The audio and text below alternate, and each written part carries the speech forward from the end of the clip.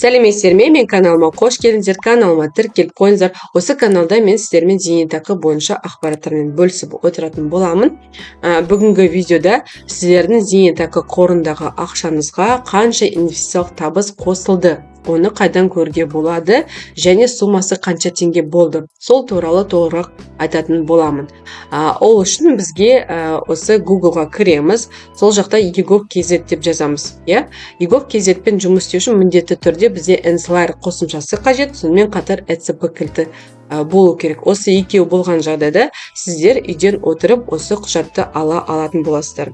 Мен жаздым egov.kz деп, міне электронное правительство Республики Казахстан, яғни Қазақстанның электронды қызмет түрлері барлығы осы жақта жинақталған.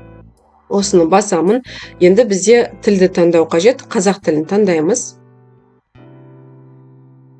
Және мына жақта кіру батырмасын басамыз. ECQ дегеніміз біздің кілтіміз. Выбрать сертификат бұл жақта.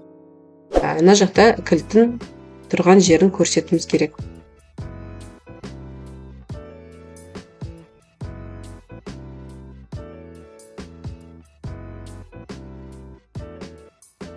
Маған қажет ECP кілті таңдадым. Паролін енгізем. Окей батырмасын басам, подписать батырмасын басам. Енді мен өзімнің жеке кабинетіме кірдім. Осы жерде төменге қарай түссек, әлеуметтік қамтамасыз ету деген батырманы басамыз. Бұл жақта қызмет түрлері бар, 16 қызмет түрі, соны толық басу деген басу арқылы міне бізге қажетті анықтаманы таптым. Бірыңғай жинақтаушы зейнетақы қоры, зейнетақы аударымдары туралы ақпарат, яғни NPF-тағы жинақталған сумма туралы ақпарат делінген. Онлайн сұрау батырмасын басамын.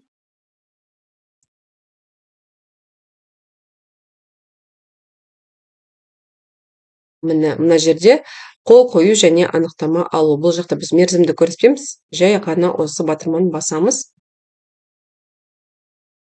Ақпаратты енді ECP кілтін арса деген форматтағы кілтімен қол қою арқылы басамыз.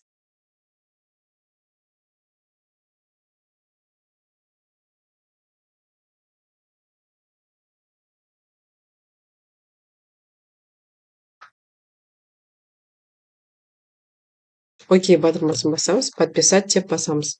Енді бұл 4 сағаттан артық емес деп тұр, мерзімі қызмет көрсету. Біз жаңарту мәртебесін басу арқылы күтеміз.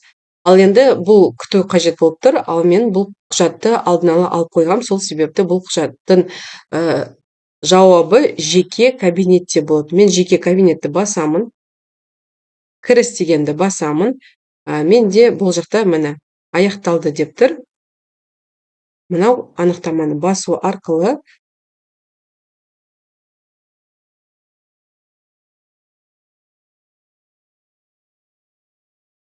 міне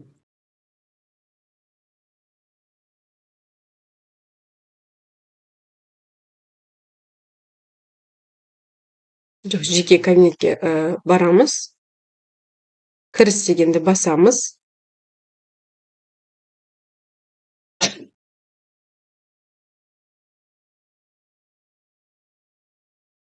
Міне бізге қажет анықтама бірыңғай жинақтаушы зейнетақы қоры салымшысы дегенді басамыз. Осы жерде бізде алдында сұратылған анықтама туралы ақпарат берілген. Міне мәртебесі сұраныс өңделді деп тұр. Мына жақта біздің аты жөніміз, мекен жайымыз, иініміз, туған жылымыз жазылып тұрады. Мына жақта бізде сумма тұрады, яғни бізде 4.129.262 теңге бар екен. Бұл жалпы суммасы. Енді төменге қарай түссеңіз,